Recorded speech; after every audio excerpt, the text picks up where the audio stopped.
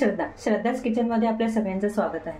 आज मी बनवत आहे गोबीचा पराठा। हा गोबीचा पराठा खात असताना आपल्याला खूप छान वाटणार आहे आणि हा पराठा तर इतका सगळ्यांना आवडणार आहे की आपलं पोट तर भरेल पण आपलं मन भरणार नाही, असं वाटेल की आपण हे सतत खात राहावं। हा पराठा करत असताना ज्या काय आपल्याला छोटे छोटे टिप्स आहेत तर त्या आपण सगळ्या बघणार आहोत की ज्यामुळे आपला पराठा कसा कुरकुरीत होईल, कसा छान होईल आणि खायलाही छान लागेल आणि आपण आवडीने खाऊ पण। हा पराठा लहान मोठे कोणीही खाऊ शकतं। तर बघूया त्यासाठी आपल्याला काय काय सामान लागतं ते।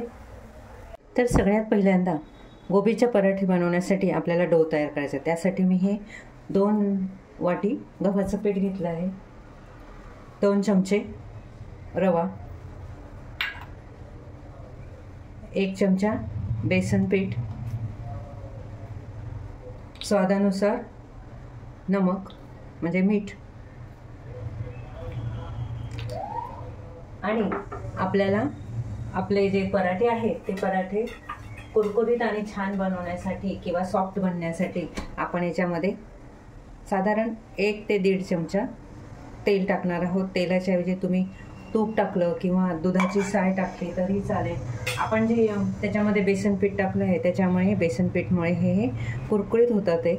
आता हे सगळं आपण असं मिक्स करून घ्यायचं आहे हाताने आणि एक याचा छानसा डो तयार करायचा। आता आपण याच्यामध्ये मीठ टाकलं, तेल टाकलं, हे आपण सगळं मिक्स करून घेणार आणि हा व्यवस्थितपैकी डो तयार करू।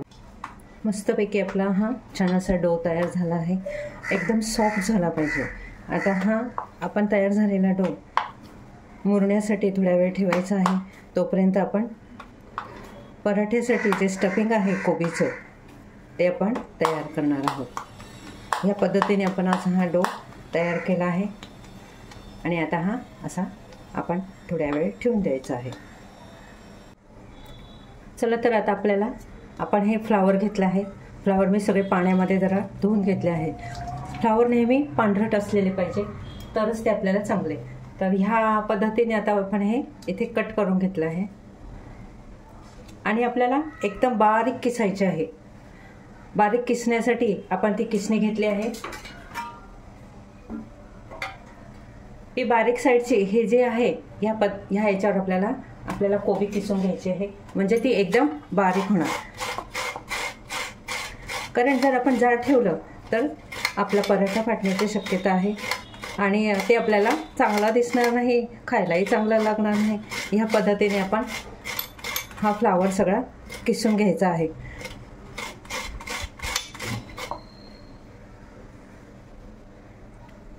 ह्या पद्धतीने आपल्याला हा फ्लावर तयार होणार आहे आणि सगळ्याच्या सगळ्या आपल्याला हा किसून घ्यायचा आहे।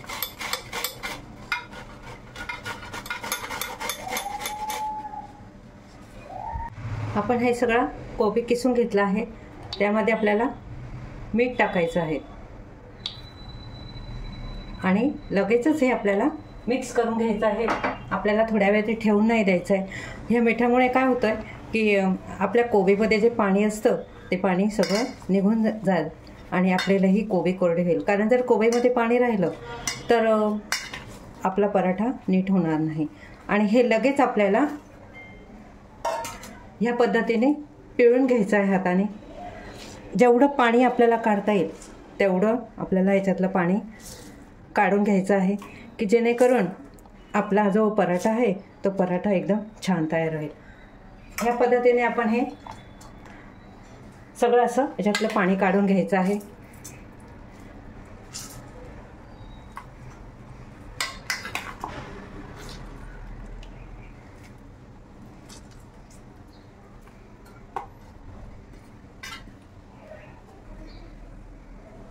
आपण ह्या कोबीमधून सगळं पाणी काढून घेतलं आहे। ह्या प्रकारे हा सुटसुटीत झाला आहे। आता यामध्ये आपण टाकणार आहोत किसलेला अद्रक,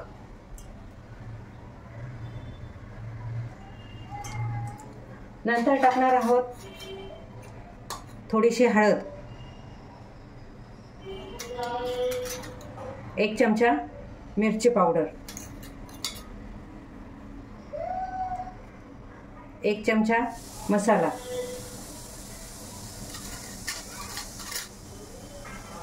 थोडेसे जिरे, नंतर टाकणार आहोत जिऱ्याची पावडर, जिरे पावडर, थोडे मिरी पावडर,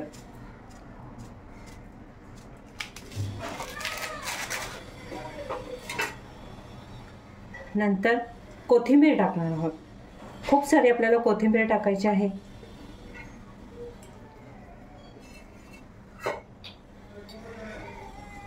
आणि हे आपण सगळं व्यवस्थित असं मिक्स करून घेणार आहोत.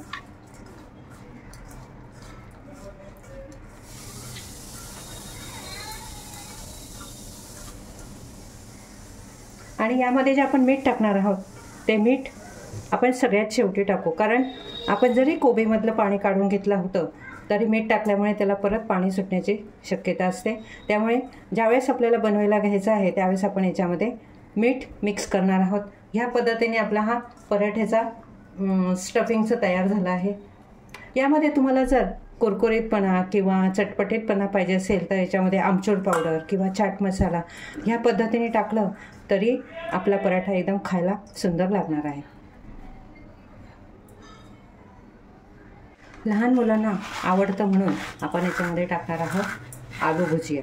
हे हाताने असे क्रश करून घ्यायचे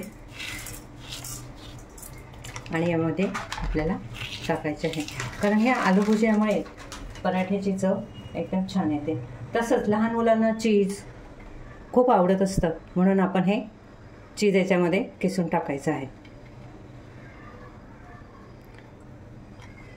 कारण चीज म्हटलं की लहान मुलांना न आवडणारी वस्तू ही ते मुलं आवडीने खातात.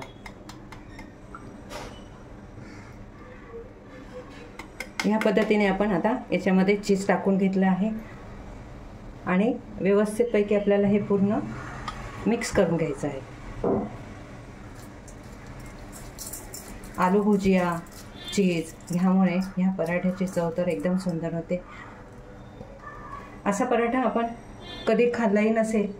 आपण नेहमी आलू पराठा, ओनियन पराठा, चीज पराठा ह्या पद्धतीचे पराठे खातो. तर हा पराठा म्हणजे याच्यामध्ये भाजी पण जाते, ती न आवडणाऱ्या मुलांनाही ही भाजी खाल्ली जाते. आपला हा पूर्ण स्टफिंगसाठी आपल्याला हे तयार केलं आहे. खरंच सांगते, एकही पराठा शिल्लक राहणार नाही. सगळेजण तयारचा गरम गरम पराठा खायला सुरुवात करतील आणि पराठा सगळा संपलेला असेल. तर नक्कीच तुम्ही ट्राय करून बघा. माझा हा व्हिडिओ बघत असताना तुम्हाला जर व्हिडिओ आवडला तर लाईक करा, शेअर करा आणि सबस्क्राईब करायला विसरू नका.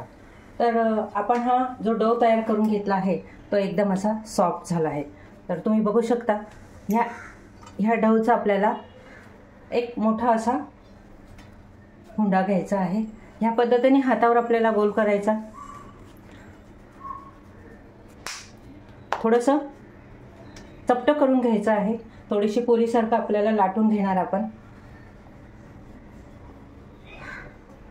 साधारण थोडीशी ही हा पराठा जाडच असतो, कारण पातळ पराठा आपण याचा करू शकत नाही, कारण आपण हे कोबी घेतला आहे.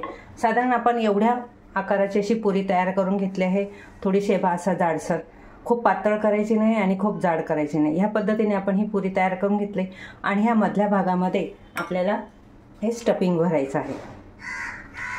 तर तुम्ही जास्त स्टफिंग भरलं तरी चालू शकतं, पण जर तुमचा हुंडा लहान असेल तर तुम्ही कमी भरायचं आहे. ह्या पद्धतीने आपल्याला हे असं तयार करून घ्यायचं, ज्याप्रमाणे आपण मोदक तयार करत असतो. मोदकाला जसं आपण तयार करतो त्या पद्धतीने हे असं तयार करायचं आणि हा वरती आलेला जो भाग असतो हा आपल्याला काढून टाकायचा आहे. आणि परत या पद्धतीने आपण हे दाबून घ्यायचं. दाबून घेतल्यावर आपल्याला हलक्या हाताने हा पराठा लाटायचा आहे. खूप जाड नाही आणि खूप पातळ नाही, अशा पद्धतीने आपण हा आता पराठा असा लाटून घेणार आहोत. एकदम हलका हात, कारण आपण यामध्ये जे स्टफिंग भरलं आहे ते स्टफिंग आपल्याला बाहेर येऊ द्यायचं नाही आहे. ह्या पद्धतीने बघा आपण साधारण असा छोटासा, खूप मोठा नाही आणि खूप छोटा नाही, अशा पद्धतीने आपण हा पराठा लाटून घेतला आहे. तर आता आपण तव्यावर हे शेकणार आहोत. आपण आधीच गॅसवर तवा ठेवला होता. गॅस पेटवून आपण तवा चांगला गरम करून घेतला. त्यावर आपण हा हलकासा तयार केलेला पराठा आपण आता हा टाकला. हा आपल्याला साईडने याला थोडंसं तेल सोडायचं आहे की जेणेकरून आपला पराठा एकदम खुसखुशीत होणार आहे. एक बाजू झाली की आपल्याला ही पलटायची आहे आणि त्या बाजूला पण आपण तेल लावून घेणार आहोत. तोपर्यंत आपण दुसरा पराठा तयार करणार आहोत. त्यासाठी मी परत हा असा डो घेतला आहे आणि आपण असा गोल करून घेणार आहोत. आपला हा एक पराठा शेकेपर्यंत आपण दुसरा पराठा लाटून तयार करणार आहोत.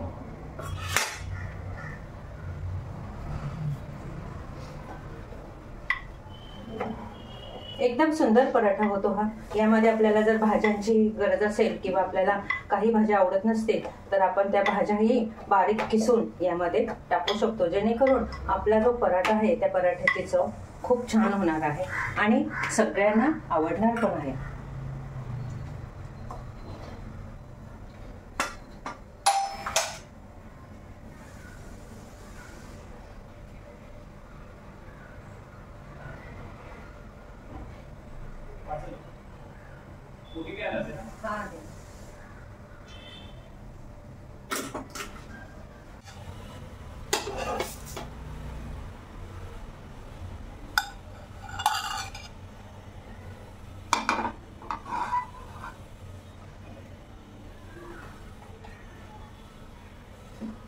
या पद्धतीने आपण सर्व पराठे बनवून घेत आहोत.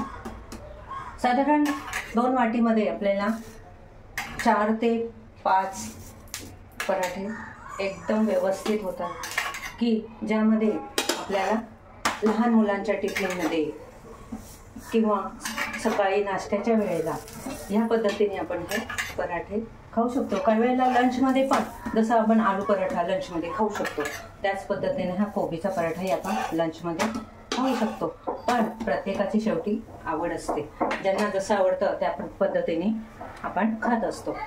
तर हा पराठा खात असताना आपल्याला याबरोबर शेंगदाण्याची चटणी किंवा सॉस ह्या पद्धतीने जर खाल्लं तरीही छान लागतं, किंवा हा पराठा इतका छान लागतो की आपल्याला याबरोबर काहीही खायची गरज पडत नाही.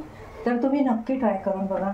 आणि जर माझा हा व्हिडिओ तुम्हाला खरंच आवडला असेल तर लाईक करायला विसरू नका, तसेच शेअरही करायला विसरू नका. कारण की एका शेअरमुळे किंवा आवडलेला व्हिडिओ जर आपण परत परत बघितला तर त्यामुळे व्ह्यूजही वाढतात आणि समोर जी व्यक्ती व्हिडिओ बनवत असते किंवा जी व्यक्ती पदार्थ बनवत असते त्या बनवणाऱ्या व्यक्तीलाही त्याचा खूप आनंद होत असतो. तर आता बघा, आपला हा पराठा चांगला शेकून झाला आहे. यावर आपण दोन्ही बाजूने चांगलं तेल किंवा तूप किंवा आपल्याला बटर पण हे टाकू शकतो आपण.